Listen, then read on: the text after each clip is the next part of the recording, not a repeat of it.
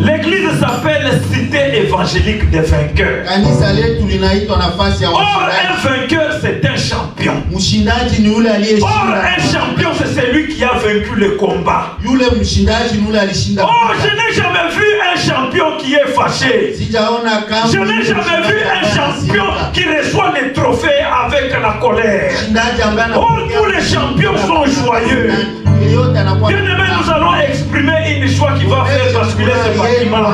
Lorsque tu exprimes la joie, tes ennemis dans le monde des ténèbres, ils sont en train de trembler. Est-ce qu'il y a de la joie dans cette salle?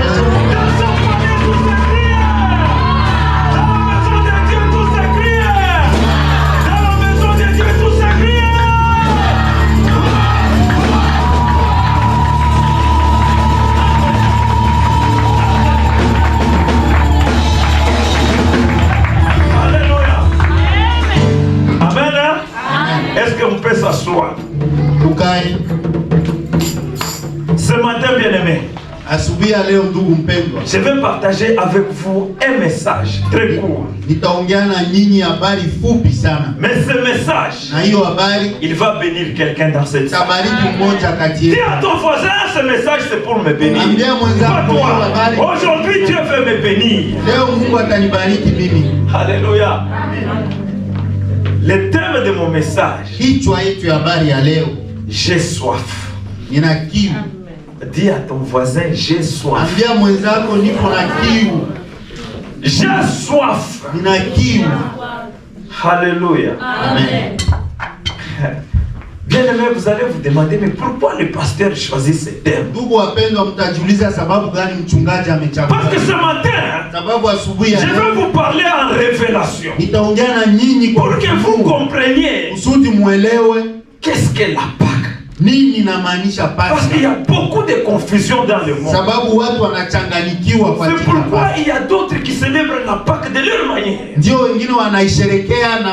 Oh, notre Dieu, il n'est pas un Dieu de confusion. Nous irons dans Exode chapitre 12. Exode chapitre 12. Le premier verset jusqu'au 9e. Est-ce que quelqu'un peut nous lire Exode chapitre 12, le premier verset jusqu'au 9e? Alléluia. J'aimerais voir des champions dans cette salle. Des champions qui ont apporté leur Bible. Exode chapitre 12. Le premier verset jusqu'au 9e. Je vais brosser rapidement. Exode 12, du premier verset au 9e. J'ai lu en notre Jésus. Amen. L'Éternel dit à Moïse et à Aaron dans le pays d'Égypte, ce mois-ci sera pour vous les premiers de mois. Il sera pour vous les premiers des mois de l'année. Parlez à toute l'assemblée d'Israël et dites, le 10e jour de ce mois, on prendra un agneau pour chaque famille, un agneau pour chaque maison.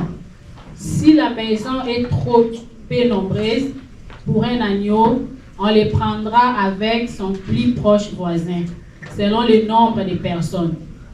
Vous compterez pour cet agneau d'après ce que chacun peut manger.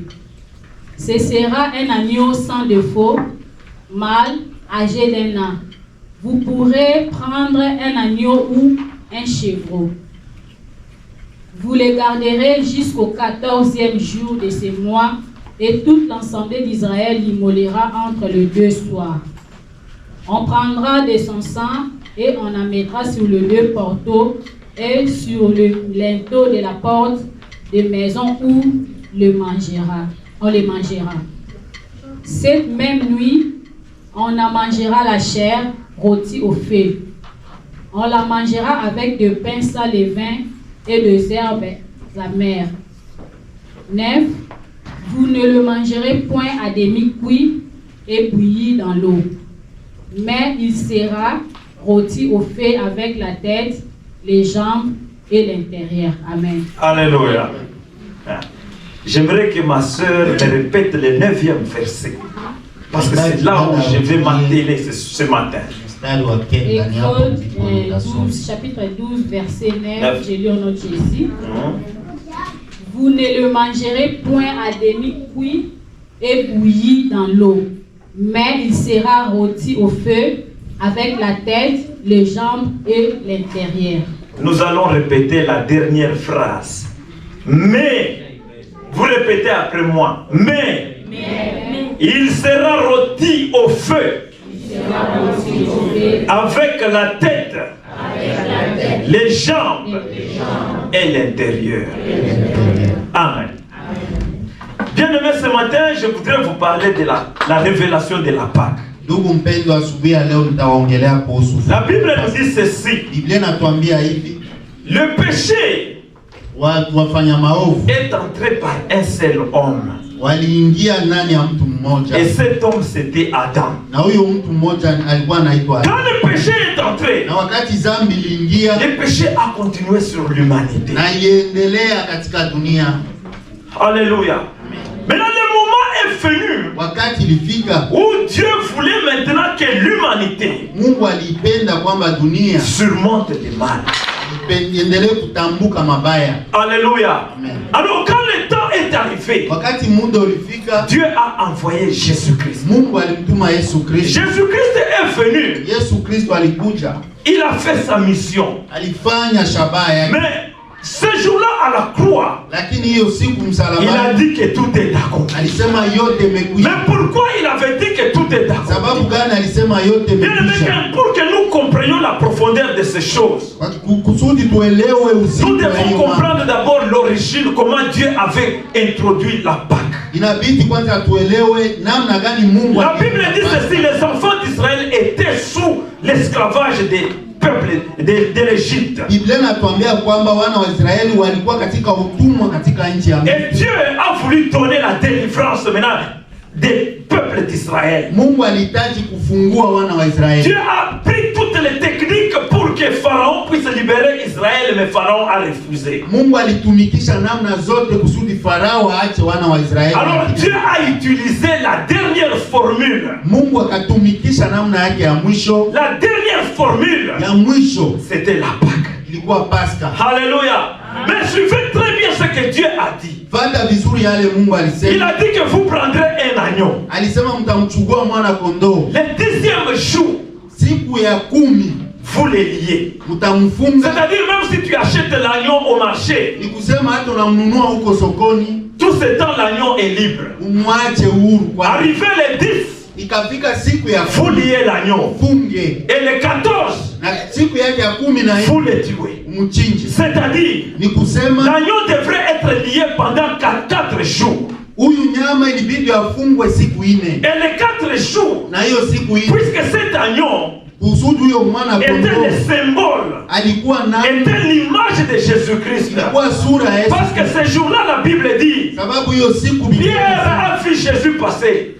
Il a dit à Nathanaël, voici l'agneau de Dieu qui enlève le péché du monde. C'est-à-dire, Pierre avait les yeux spirituels. Il a vu Jésus marcher à 4 pattes. Il a dit que celui-ci c'était un agneau.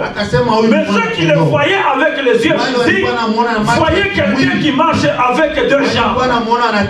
Or cet agneau-là, c'était Jésus-Christ. Mais écoutez maintenant, Dieu ordonne à Moïse, vous prenez l'agneau, vous le gardez pendant 4 jours. Pendant les 4 jours-là, ce sont les 4 jugements que Jésus a traversés avant de mourir. Quand Jésus était lié, on l'avait présenté chez Anne. Et puis après chez Anne, on l'a présenté chez Caïphe. Après chez Caïphe, on l'a présenté chez Pilate. Après chez Pilate, on l'a présenté chez Hérode. Alléluia. Donc les 4 jours représentent les 4 jugements. Alléluia. Mais écoutez, Moi je ne suis pas là. Dieu donne encore. Il dit que quand vous prendrez cet agneau, vous allez l'immoler entre deux soirs. C'est ici se trouve aussi une autre confusion. Il y a des gens qui disent la Pâque se mange seulement le soir. Les autres disent la Pâque se célèbre seulement la nuit. Or ce que Dieu a dit a une profondeur révélatrice. Les soirs, la Bible dit ceci. Quand Dieu créé, après avoir créé, il dit il fit le soir. Il eut le soir. Il eut le matin. Alléluia. Les soirs là dont on parle, ce n'est pas les soirs du jour. Alléluia. Et le matin dont on a parlé, ce n'est pas le matin là quand on se réveille le matin. Mais le matin ici représente Moïse. Et le soir représente le temps de grâce. C'est-à-dire, la Pâque est célébrée pendant le temps de grâce. Alléluia. Mais je vais te montrer pourquoi c'est célébré pendant le temps de grâce. Or la grâce, elle a commencé avec Christ. Nous allons le voir. Dieu continue dans le verset maintenant 9.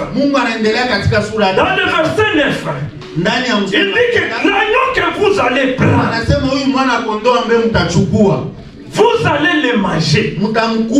Pendant pour le préparer, il ne faut pas le bouillir dans l'eau, mais il faut le rôtir. Suivez très bien ceci, se trouve la confusion. L'agneau que vous allez prendre, vous allez le rôtir et non le bouillir dans l'eau. Alléluia. Mais ce que j'ai aimé, il a ajouté, mais il sera rôti au feu. Quand on dit rôtir, c'est quand tu prends peut-être la viande, tu le mets au feu, hein, comme au four là-bas. Alléluia. Il dit vous allez le rôtir au feu. Avec la tête, avec les jambes, avec l'intérieur. Alléluia. Oh, tout ce que Dieu avait dit ici, c'était la préfiguration de ce qui devrait venir. C'était l'image de ce qui devrait arriver. Oh, ce qui devrait arriver, c'était pour ta bénédiction. Mais laisse-moi maintenant te révéler. Quand Jésus a fait sa mission, il restait quelque chose. C'était l'introduction de la grâce. Il fallait que Christ introduise la grâce. Il a fait beaucoup de miracles durant sa vie, mais il restait l'introduction de la grâce. Parce que la grâce, la Bible nous dit ceci, dans Romains chapitre 6, le 14e verset, il nous dit que le pouvoir qui peut surmonter la mort, c'est la grâce. Alléluia. La grâce. Dis à ton voisin la grâce. Vous allez comprendre comment cette grâce a été introduite. Alléluia. Or, l'agneau là qu'on doit rôtir, c'est l'image de Jésus-Christ. La Bible me dit ceci. Ce jour-là, Jésus était sur la croix. Vous allez comprendre maintenant comment la grâce a été introduite. Alléluia. Jésus était sur la croix. Vous savez, là-bas en Israël, il fait très chaud. Il fait très chaud. 55 degrés. 60 degrés Celsius. Alors comme il faisait très chaud, Jésus était sur la croix. Alléluia. Il n'avait pas de vêtements. Il était torse nu. Alléluia. Il était sur la croix comme ça. La chaleur frappait. Alléluia. C'était le feu. Est-ce que quelqu'un a compris? La chaleur frappait. Il faisait très chaud. ilikuwa jua kali sana. C'était le feu. Ilikuwa moto. Dis à ton voisin, c'était le feu. Ambia mwenzako ilikuwa moto. Alléluia. Nous allons le lire dans Jean chapitre 19. Tutaisoma katika kitabu ya Yohana sura ya 19 mstari wa 10. Je vais m'expliquer. Nitajifasiria. Quelqu'un va nous lire. Maman, vous pouvez nous lire Jean chapitre 19, 28e verset au 30e. Vous allez comprendre comment Jésus a introduit la grâce. Alléluia. Verset 28 à 30. Jean chapitre 19, verset 28 à 30, j'ai lu notre Jésus. Amen. Après cela, Jésus, qui savait que tout était déjà consommé, dit, afin que l'écriture fût accomplie, j'ai soif. 29. Il y avait là un vase plein de vinaigre. Les soldats en remplirent une éponge et l'ayant fixé à une branche d'hysope, ils l'approchèrent de sa bouche. Quand Jésus eut pris le vinaigre, il dit, tout est accompli. Et baissa la tête, il rendit l'esprit. Amen. Amen. J'aimerais que vous me suivez bien. Parce qu'il y a des choses très puissantes qui sont révélées là-dedans. La Bible dit ceci. Il était sur la croix. Il faisait très chaud. La chaleur là qui chauffait. Alléluia. C'est ça l'agneau. L'agneau sur le feu. Le feu est en train de pénétrer à la tête. Dans Exode, on a dit on va rôtir. Il sera rôti au feu avec la tête. Le soleil frappait à la tête. Alléluia. Et les jambes, le soleil frappait aux jambes parce qu'il était sur la croix comme ça. Alléluia.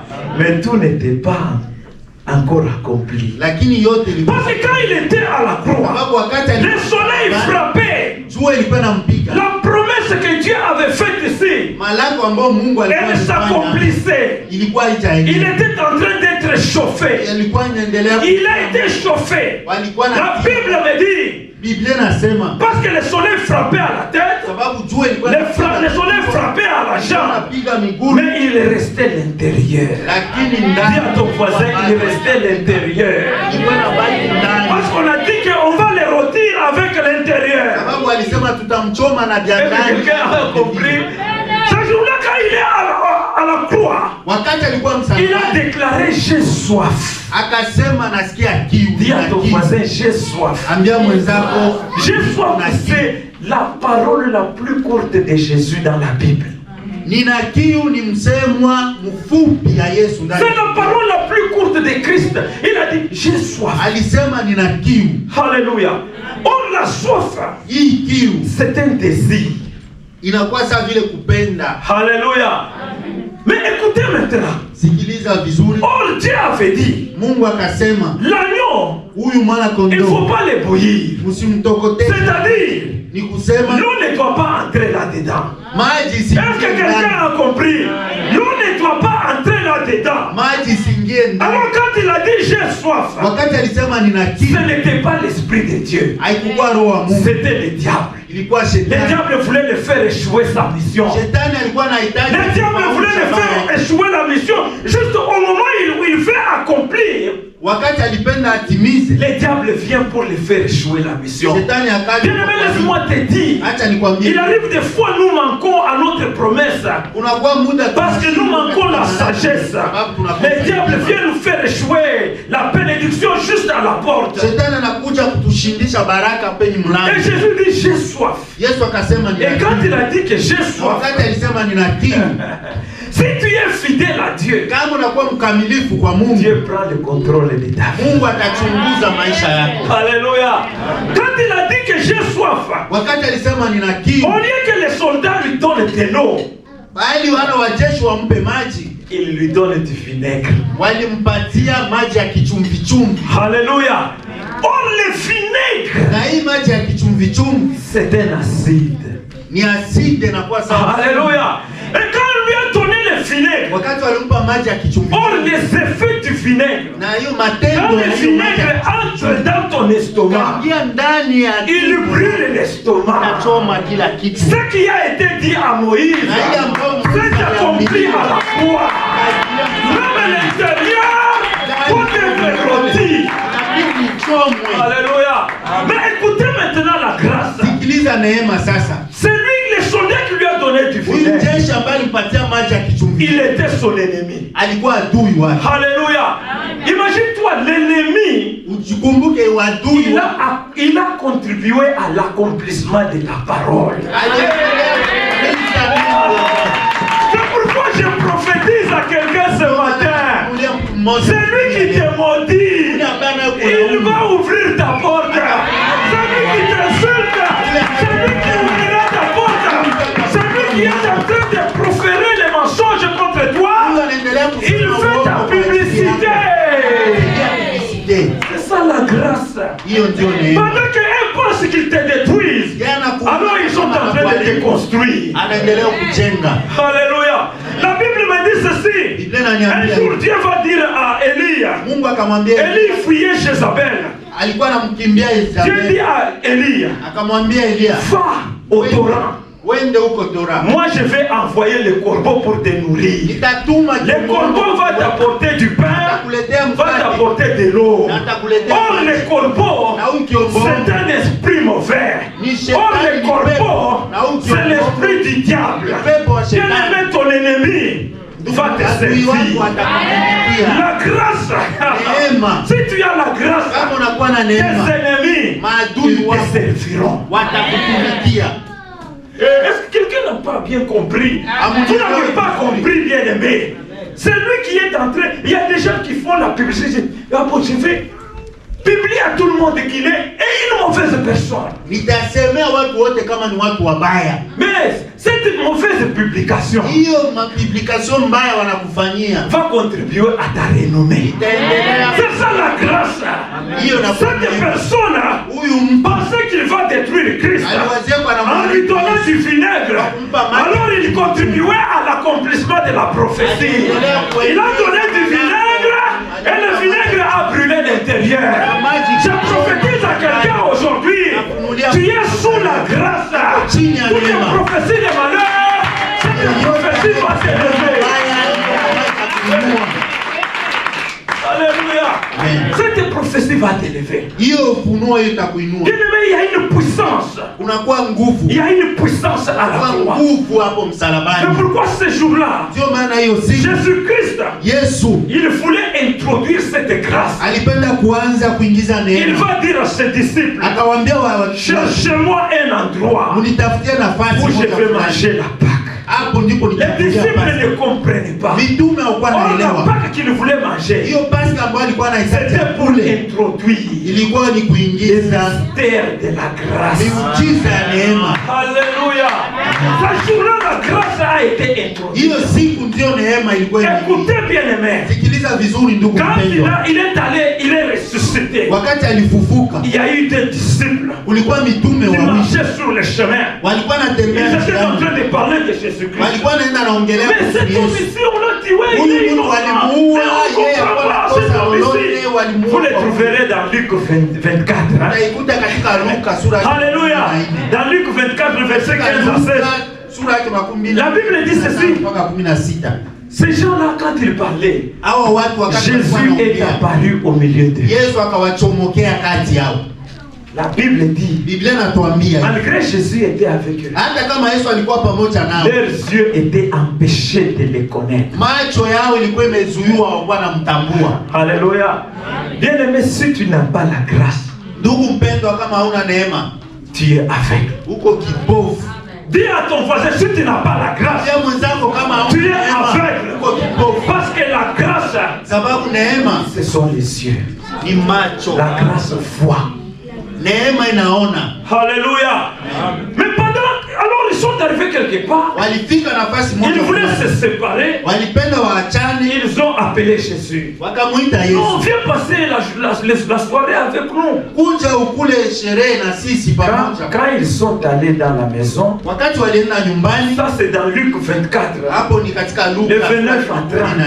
La Bible nous dit ceci. Biblia inatuambia hivi. Jésus arrivait dans cette maison. Yesu alifika ndani ya hii nyumba. Jésus a célébré la Sainte Seine avec ces gens-là. Alisherekea meza ya Bwana na hawa watu. Et la Bible dit Na ceci. Biblia inasema Après tena, avoir mangé le pain, kisha kula mkate, leurs yeux s'ouvrirent. macho yao ikafunguka. Bien-aimés dans la Sainte Seine, Ndugu mpendwa, ndani ya il y meza a ya une Bwana puissance extraordinaire. Et cette puissance, c'est la délivrance. Cette puissance, bien aimé, c'est la libération. ile nguvu ni Lorsque kupatia tu uhuru. manges la Sainte Seine, Wakati unakula bien meza ya aimé, Bwana, elle te libère de toutes les malédictions. Elle te libère de tout ce qui empêchait ta vision. yote ambayo vilikuwa nafunga shabaha yako. Alléluia. Ils avaient des yeux, Walikuwa na mais macho, ils ne pouvaient pas voir. hawakuwa na Parce uwezo wa que les kuona, yeux véritables, sababu macho ya kweli c'est Jésus-Christ. Yesu Kristo mwenyewe. Lui-même, il a dit, Yeye mwenyewe je alisema, suis la tête de l'église. mimi ni kichwa la Oh, kanisa. si Christ est la tête de Na l'église, kama Yesu anakuwa kichwa la kanisa, les yeux ne se trouvent pas au corps, les yeux se trouvent à la tête. macho haiko penye mwili, macho napatikana penye kichwa. Toi et moi, nous sommes le corps du Christ. Mimi na wewe tuko mwili wa Yesu Kristo. Cela veut dire, toi et moi, on n'a pas Dieu. Ni kusema mimi na wewe hatuna Mungu, Ah, on n'a pas des yeux. hatuna macho. Alléluia. Les yeux se trouvent à la tête. Macho napatikana penye Or, kichwa, la tête, c'est Jésus-Christ. na kichwa yenyewe ni Alors, Yesu si tu es Kristo. avec Christ, Na kama unakuwa na Yesu tu as les Kristo, véritables yeux.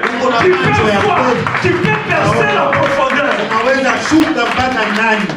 Or, Christ, c'est la grâce. Yesu mwenyewe ni La neema. grâce se voit. Neema La inaona, grâce voit la profondeur. neema inaona mpaka Est-ce qu'il y a chini quelqu'un ndani. qui veut accéder à la grâce ce matin? Est-ce qu'il y a quelqu'un qui veut expérimenter la grâce ce matin? Kuna mtu ambaye anahitaji aendelee kupata neema Si siku tu es yake. avec Christ, Kama unakuwa na Yesu Kristo, te donne les yeux véritables. unapata macho ya kweli. Alléluia.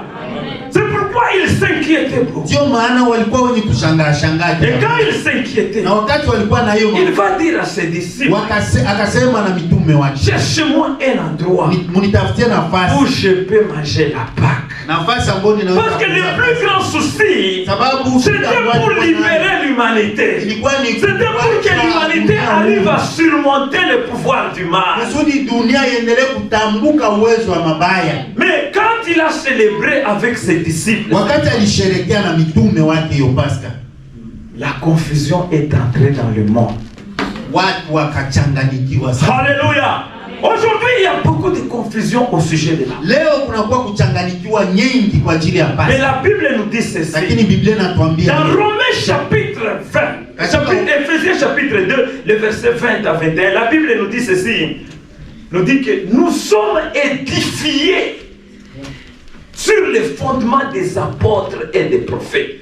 Et Jésus est la pierre angulaire. Amen. Est-ce que quelqu'un comprend? Yesu Cela veut dire que Jésus-Christ a battu a mis les fondements. Il a posé les fondements. Yesu alitia msingi, Alléluia. Mais l'édifice est construit par les apôtres et les prophètes. lakini vya juu Je vilijengwa veux m'expliquer. na wengine. Jésus-Christ a montré l'exemple. Yesu alionyesha mfano, Mais l'enseignement profond concernant la Sainte Seine est donné par les apôtres. mafundisho hiyo ya ndani kuhusu meza ya Bwana. Les apôtres n'ont pas donné un enseignement contraire à ce que Jésus a donné, mais eux, ils ont explicité, ils ont enseigné dans un langage simple. Mitume wakupana mafundisho ingine hapana, walipana mafundisho katika hali ambayo inakuwa rahisi. Et c'est ce langage simple Na hiyo hali hiyo ambayo que ilikuwa je rahisi voudrais apporter à l'église. ndio ninawaletea kanisa. Alléluia. Parce qu'il y a beaucoup de gens Sababu aujourd'hui leo watu qui wengi se posent des questions. wanajiuliza Comment manger la Sainte Seine? namna Qui peut gani manger kula la meza ya Sainte Bwana? Seine? Nani C'est quoi la anaweza Sainte kula Seine? meza ya Bwana? Meza ya Bwana inamaanisha nini? Alléluia. La Sainte Seine Meza ya Bwana est mangée par les enfants de Dieu. inakuliwa na watoto wa Mungu, Les fils watoto et les filles de Dieu. Ça veut dire quand je parle du fils, ni kusema kama nasema kwa ajili le fils c'est celui qui ressemble à son papa. mtoto ni yule ambaye anafanana La fille c'est celle qui ressemble à sa maman. na msichana ni yule ambaye anafanana mama yake. Nous sommes tous enfants de Dieu. Sisi wote ni watoto wa Mungu kwa Mais jumla. parmi les enfants de Dieu, il y Lakini en a ceux qui kati ya sont watoto wa fils. Mungu Et ceux unakuwa qui sont yule ambaye filles anakuwa de Dieu. mtoto wa baba na yule anakuwa wa mama, anafanana mama na yule anafanana Je baba. vais m'expliquer. Nitajifasiria. Alléluia. Cela veut dire ceci. Ni kusema hivi, Si toi tu n'as pas encore reçu le baptême, kama hutapokea ubatizo, tu es enfant de Dieu, uko mtoto wa Mungu, mais pas fille ou bien fils de Dieu. lakini wewe sio yule anayefanana baba ama anayefanana Parce que mama. la Sainte Seine, Sababu meza ya Bwana c'est le repas du Seigneur. ni chakula ya Bwana. C'est à travers la Sainte Seine Kupitia meza ya que Bwana nous prouvons à Dieu ndio tunaonesha que nous Mungu sommes kwamba ses enfants. tupo watoto wake. Alléluia. Amen. C'est pourquoi cette Sainte Seine, Ndio maana hiyo meza ya Bwana l'apôtre Paul nous dit, Mtume Paulo elle ne anasema doit pas être mangée indignement. haiwezi kulika kienyeji. C'est-à-dire tu manges. Unakula tu Comme sawa si vile tu unakula gome. Or, dans la Sainte Seine, Ndani ya meza ya se cache Bwana le mystère de la délivrance. unajifichika miujiza ya ufungulivu. C'est pourquoi quand tu es vraiment, tu es digne d'être fils ou fille de Dieu. Ndio maana kama unastahili Et que tu kuwa manges la mtoto wa Sainte Bwana Seine. ama msichana wa Bwana, La unakula Sainte meza ya Bwana. Seine, ça t'approche davantage de ton Dieu. Meza ya Bwana inakusogeza zaidi kwa Bwana, kwa Mungu wako. Alléluia. Les enfants comme les enfants pareils. Watoto kama hivi, watoto ama Ces enfants, hao watoto ils ne mangent pas la Sainte Seine. hawawezi kula meza ya Bwana. Alléluia. Ah, vous me demandez, mais pourquoi pas? Sababu gani mchungaji, watoto hawezi kula meza ya Parce Bwana? que ces enfants, Sababu hao watoto alléluia, ils ne sont pas à mesure.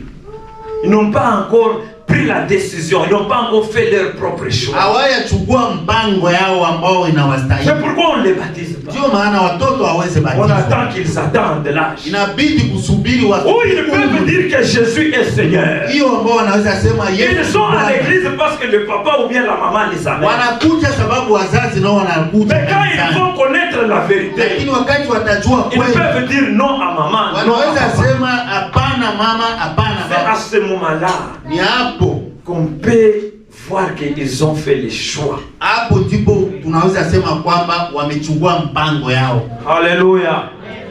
Alléluia. Aujourd'hui, c'est un jour de fête. Leo ni siku ya karamu. Mais laisse-moi te dire, la soif. Acha nikwambie Il kiu y a la soif.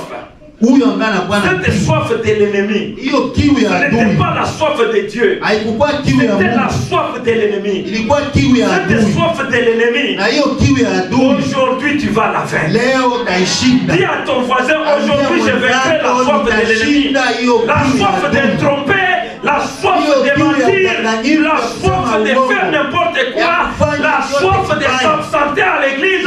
Cette soif aujourd'hui, Leo hiyo tu kiu vas la vaincre par la Sainte utaishinda Seine. kupitia meza ya Bwana. Alléluia. Amen. Que le Seigneur bénisse l'église. Mungu abariki kanisa. Que le Seigneur bénisse l'église. Mungu abariki kanisa. Alléluia. Tout ce que je sais Yote ambayo ninajua à travers la Sainte Seine, kupitia meza ya Bwana, l'église se rapproche de Dieu. Mungu, kanisa ni kusogelea Mungu. Je sais que ces choses sont vraies. Najua kwamba hiyo mambo Si nous les mettons en pratique, na kama tunaitia kwenye matendo, Dieu va nous bénir. Mungu atatubariki. Un enfant de Dieu n'est pas celui qui ne mange pas la Sainte Seine. Mtoto wa Mungu sio yule ambaye akule J'ai meza ya déjà Bwana. vu des gens qui disent, ah moi je ne veux pas. Moi je Nishaona m'abstiens. vijana ambao Mais wanasema siwezi. tu as peur seulement. Unaogopa La Sainte Seine. meza ya Bwana. Si tu es un enfant de Dieu, Kama uko mtoto wa Mungu, mange la Sainte Seine. unaweza kula meza ya C'est le Bwana. moyen par lequel tu t'approches. Tu entres en communion avec ton Dieu. Unaingia katika ukomonyo na Bwana wako. Alléluia. Amen. Nous allons passer maintenant à la cérémonie proprement dite. Tutapita kipindi kingine. Mais laisse-moi te dire, la soif de tromper ce matin, elle va finir avec la Sainte Seine. Acha nikwambie kiu hiyo ya kusema uongo itamalizika. La soif de mentir, aujourd'hui, elle va Kusema s'arrêter. uongo itaisha kupitia meza La ya Bwana. soif de faire n'importe quoi, aujourd'hui, elle va Kufanya s'arrêter. kenyeji itamalizika Si kupitia tu meza ya manges Bwana. cette sainte Kama Seine, unakula hii meza ya Bwana, Dieu va te bénir. Mungu atakubariki sana. Alléluia. Alors nous allons passer à la cérémonie de la bénédiction de la Sainte Seine. Tutapita kipindi ya baraka kubariki meza ya Bwana.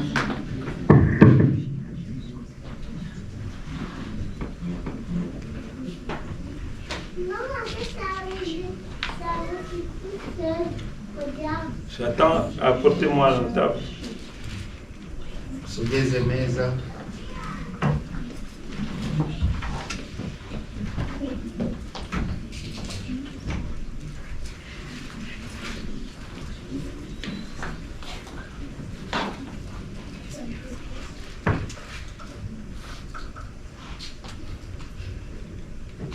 Alléluia. On attend qu'on nous apporte la table pour que nous puissions bénir la Sainte Seine. Je sais qu'aujourd'hui c'est la fête. Nasubiri meza kusudi tubariki meza.